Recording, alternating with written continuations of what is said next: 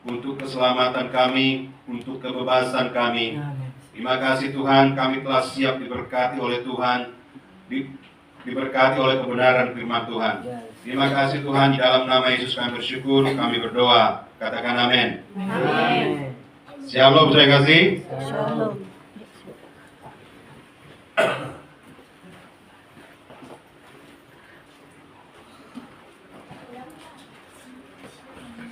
Puji Tuhan, hari ini kita merayakan hari Natal, hari kelahiran Yesus Kristus.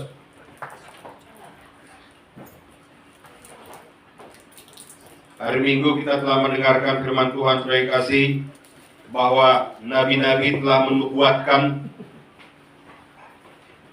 bahwa Allah akan jadi manusia, lahir di Bethlehem. Dan Nabi Yeremia menubuatkan, Nabi Yesaya menubuatkan, juga Nabi Mika menubuatkan akan kelahiran Yesus Kristus. Dan dikatakan dalam kitab Wahyu bahwasanya Yesus itu adalah yang sudah ada, yang saat ini, dan juga yang akan datang. Berarti Yesus sudah ada sebelum segala sesuatu ada. Dan dia ada saat ini, dan dia juga yang akan datang. Amin. Jadi Yesus itu adalah Alfa dan Omega. Ya, tidak berkesudahan. Dia adalah pribadi Allah itu. Dia adalah Sang Firman yang datang menjadi manusia. Dan hari ini firman Tuhan sudah kasih, yaitu tentang ada oknum, ada orang-orang yang tidak suka akan kelahiran Yesus. Ya, tentu saja sudah yang kasih, antikristus tidak suka akan kelahiran Yesus. Tidak suka kegenapan firman Tuhan itu jadi. Ya, jadi di dunia ini. Mari baca Alkitab saudara, kita buka dari Matius 2 ayat 1 sampai 12.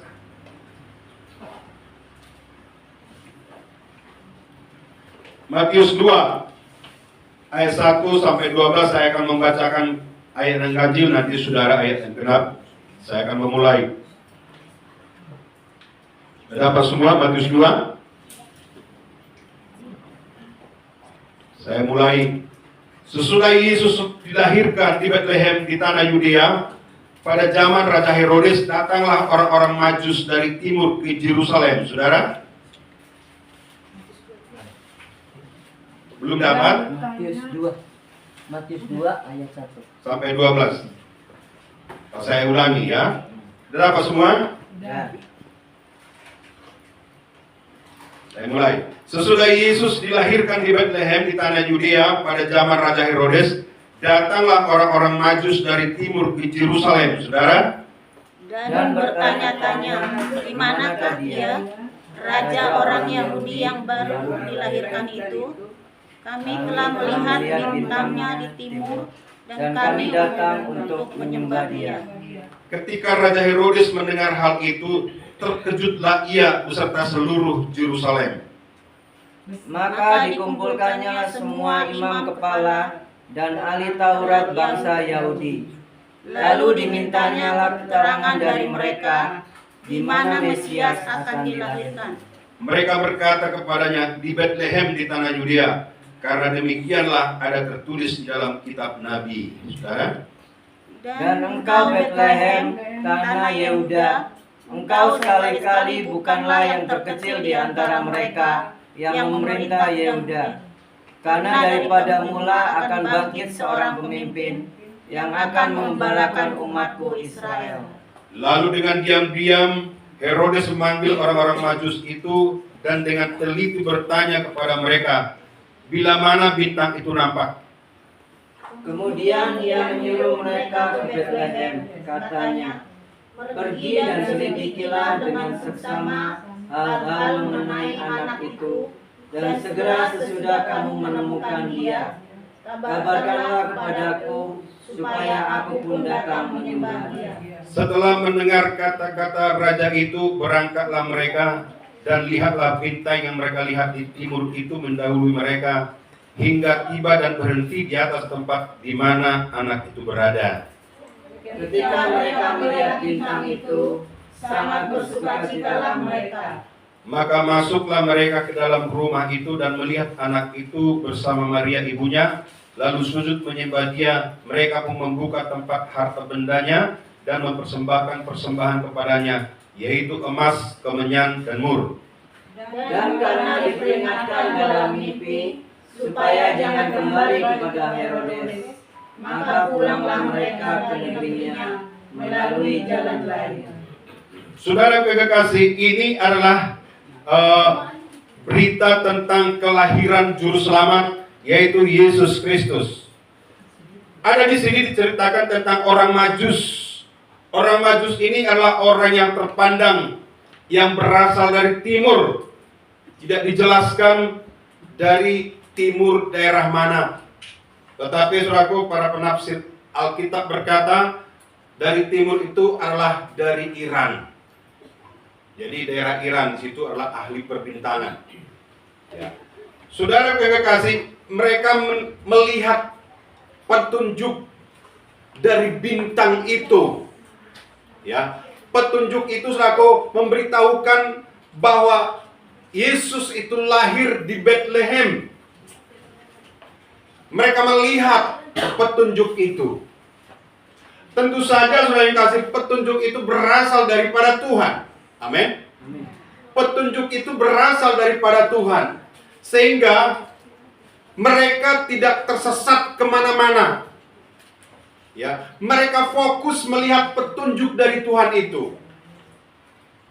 Kemana bintang itu kira-kira pergi, kesitulah orang Majus itu mengikutinya. Saudaraku, betapa pentingnya kita mengikuti petunjuk. Amin.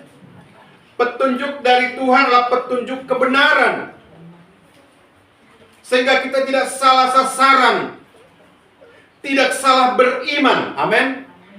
Bahaya kalau kita salah beriman, saudara yang kasih. Ya, salah beriman akibatnya fatal. Kalau kita salah beriman, akibatnya saudara yang kasih masuk ke dalam kehukuman yang kekal. Itu kalau salah beriman. Betapa pentingnya saudaraku kita mengikuti petunjuk, sama seperti orang Majus ini, mereka mengikuti petunjuk daripada bintang itu. Amin. Jadi saudaraku, perlu kita memperhatikan, ya, mereka mengikuti petunjuk bintang sampai mereka tiba di tempat kelahiran Yesus. Tuhan memberitahukan kelahiran Juru Selamat melalui bintang. Jadi saudaraku, membaca sesuatu sehingga kita mengetahui dengan tepat petunjuk dari Tuhan. Di manakah Juru Selamat kita, supaya kita memberikan yang terbaik untuk Tuhan. Amin.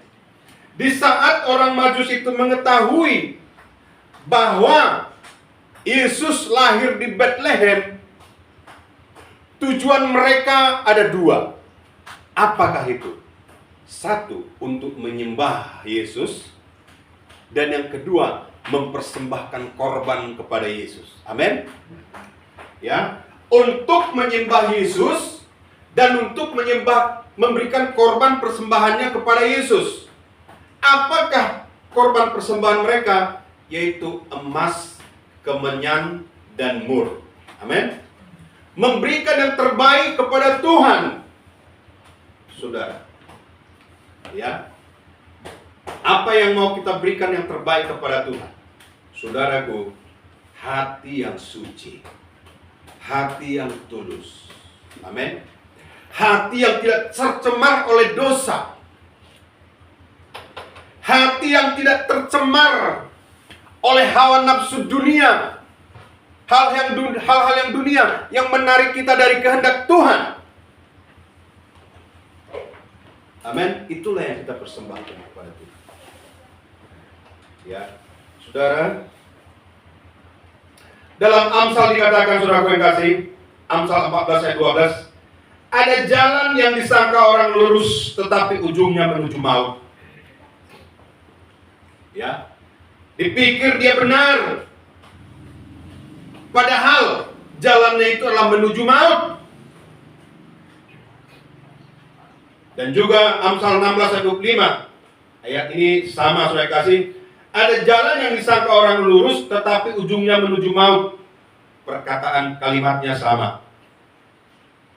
Ya, mereka datang untuk menyembah Yesus dan mempersembahkan persembahan mereka, yaitu emas, kemenyan, dan mur.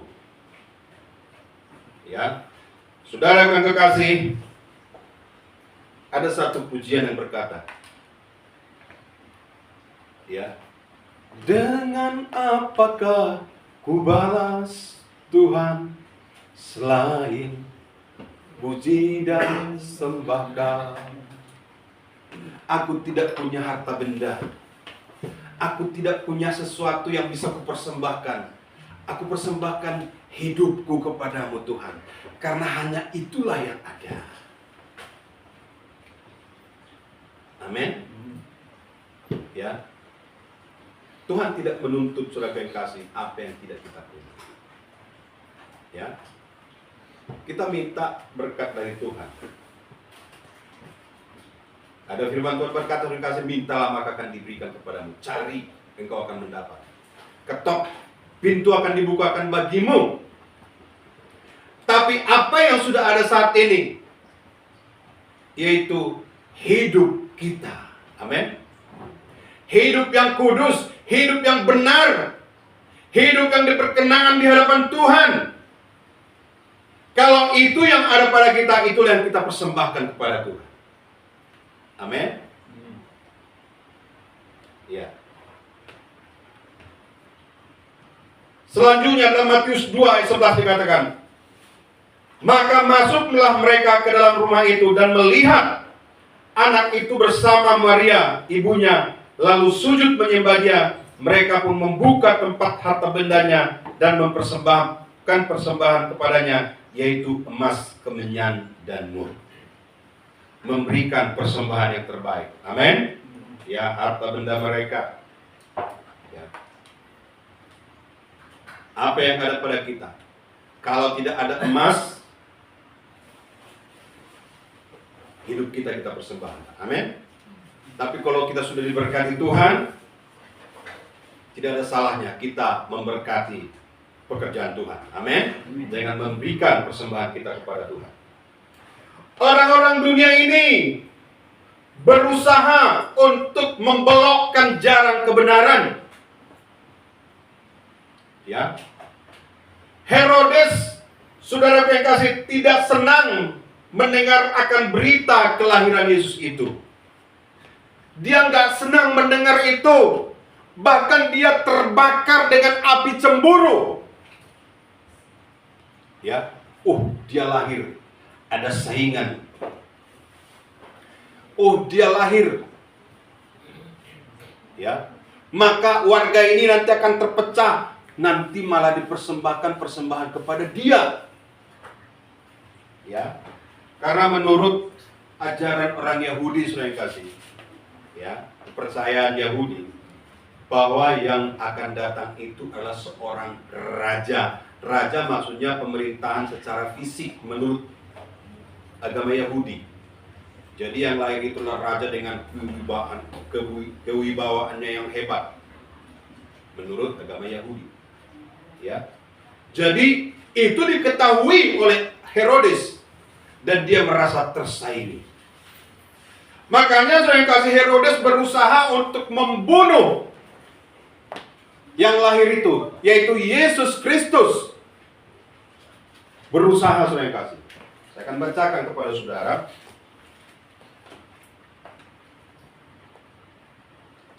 Matius 2 ayat 3 sampai 5. Ketika Raja Herodes mendengar hal itu, terkejutlah ia beserta seluruh Yerusalem.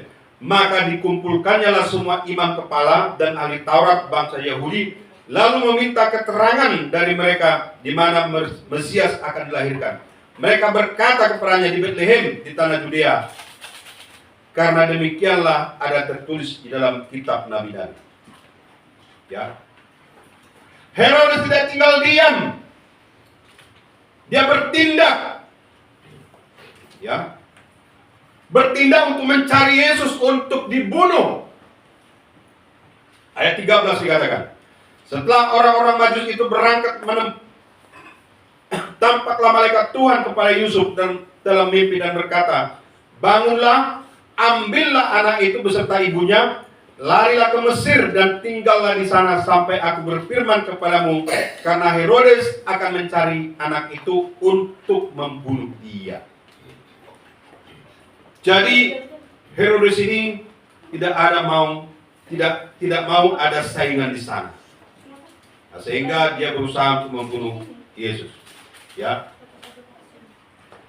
Herodes terbakar oleh api cemburu setelah mendengar kabar kelahiran Yesus. Memang saudara yang kasih, dunia ini selalu bertolak belakang dengan kebenaran firman Tuhan. Dunia ini adalah lambang daripada kegelapan. Amin. Dunia ini telah ditawan oleh kegelapan. Kegelapan itu adalah kuasa roh jahat, yaitu iblis. Ya. Sudah ditawan, saudara yang kasih. Sehingga berusaha untuk menggagalkan rencana Tuhan. Menggagalkan, saudara yang kasih, bahwasanya supaya Yesus itu jangan hidup, supaya rencana Allah itu gagal. Dan itu dipakai oleh musuh itu lewat Herodes. Tetapi saudara yang kasih, orang Majus itu, tetapi saudara yang kasih, Yesus dibawa ke Mesir untuk menghindar. Sehingga saudara yang kasih, Yesus tidak dibunuh. Gak dapat saudara yang kasih.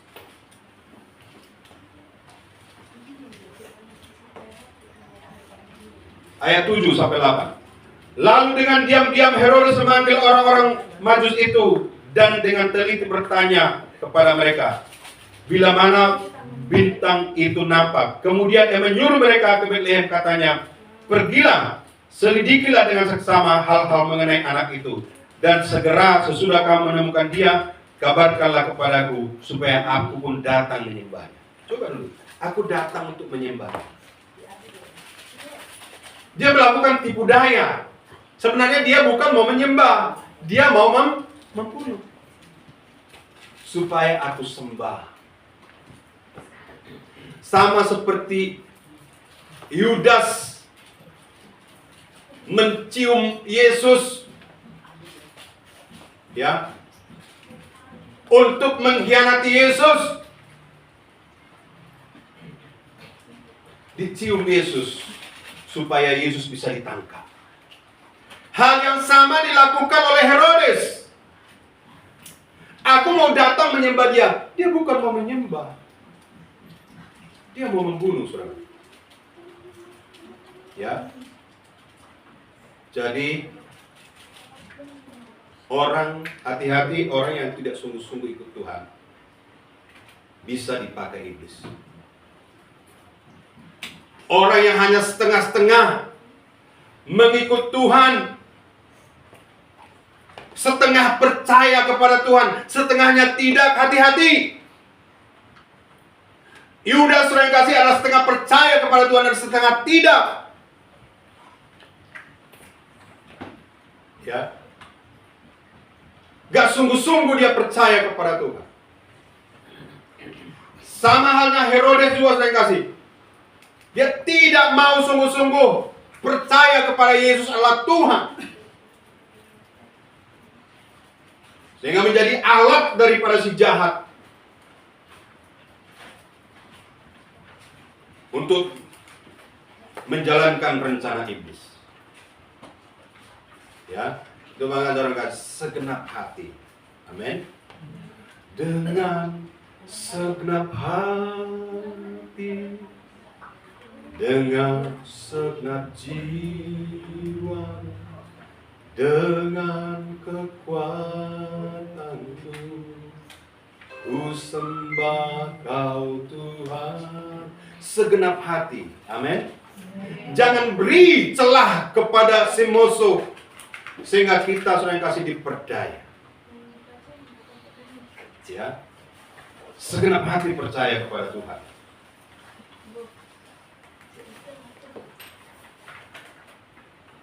Herodes memakai tipu daya untuk membunuh Yesus.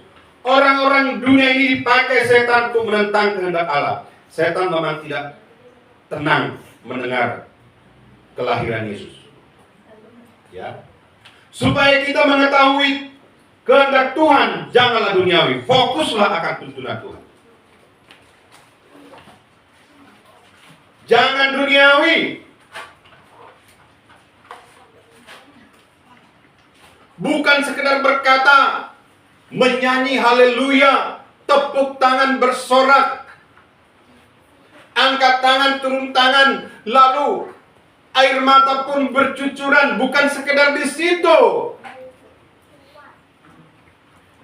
tapi menyerahkan, bergantung sepenuhnya kepada Tuhan. Amin. Dia adalah Tuhan yang layak dituruti. Dia adalah Tuhan yang layak untuk dipercaya, dilakukan kehendak-Nya. Amin.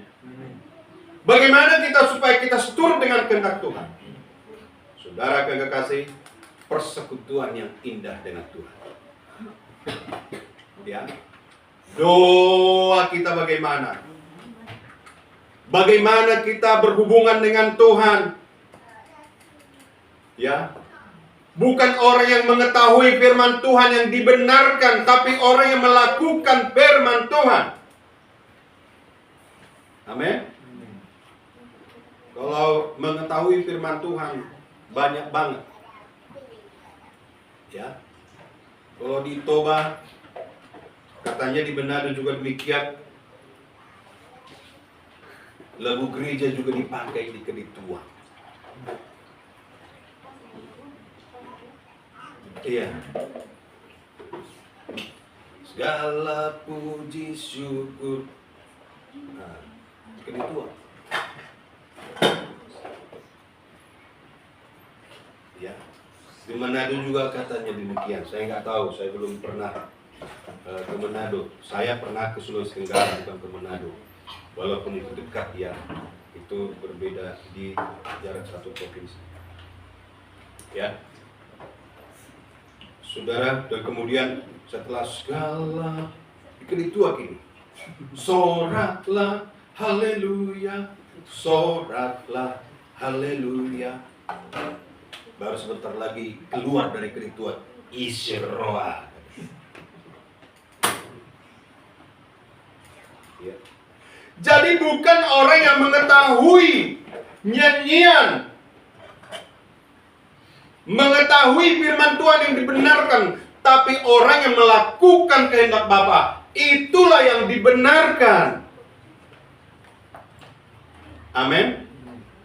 Supaya kita kuat di dalam Tuhan, firman Tuhan berkata, kamu akan menerima kuasa kalau Roh Kudus turun ke atas kamu. Dari mana kita dapatkan? Lewat persekutuan yang baik dengan Tuhan. Ya. Kita memiliki kuasa, saudara yang kasih, untuk menolak semua kehendak dunia, kehendak daging, kehendak iblis. Karena ada Roh Kudus di dalam kita. Amin. Makanya saudara yang kasih, kekristenan itu adalah hubungan kita dengan Tuhan. Ya. Hubungan kita dengan Tuhan, itulah kekristenan. Selanjutnya saudara yang kasih,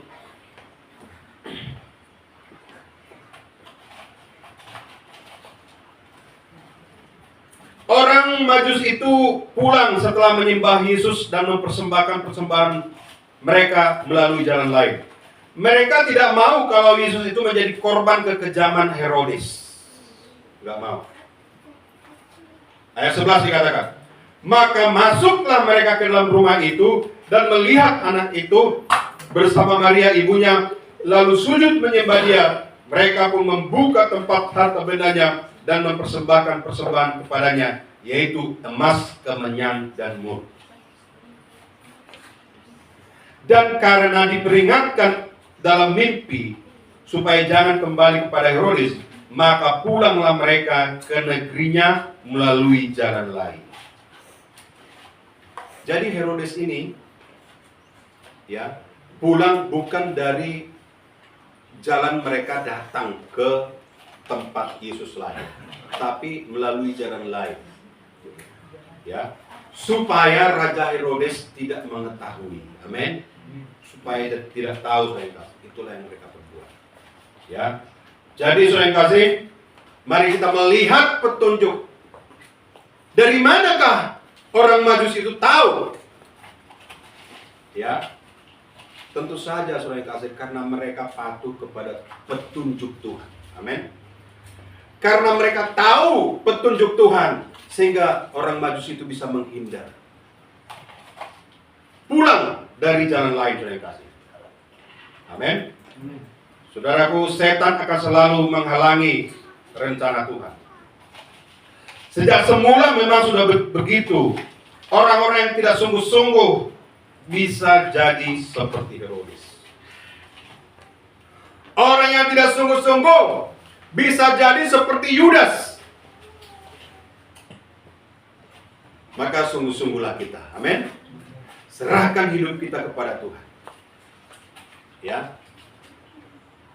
Lihatlah tuntunan dari Roh Kudus, supaya kita terhindar dari tipu daya iblis. Jikalau Yesus saat ini telah di sorga, tapi setan berusaha, saudara yang kasih, mengobrak-abrik pengikutnya. Ya. Yesus telah di sorga, tapi setan berusaha untuk mengobrak-abrik pengikutnya saat ini. Itu makanya saudara yang kasih, anak-anak Tuhan tetap sungguh-sungguh, tetap akrab dengan Roh Kudus. Sebab hanya Roh Kuduslah kekuatan kita. Amin. Roh Kuduslah kekuatan kita, saudara yang kasih. Mari kita bangkit berdiri sampai di sini firman Tuhan.